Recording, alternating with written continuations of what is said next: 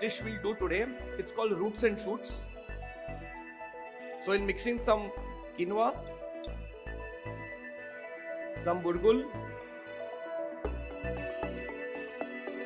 some barley, and then we'll add in the onions, tomatoes and parsley. So we add all of these together. Then we add in some lemon juice, some fresh lemon juice.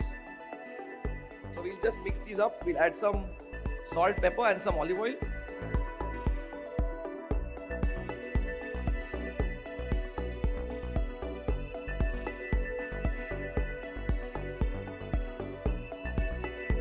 So the base of the salad is as simple as that. Boil all these grains, mix them together. So we'll take this salad, we'll plate it in the plate. Then we'll place some of these beautiful roots that we marinated. So it just takes away from the flavor.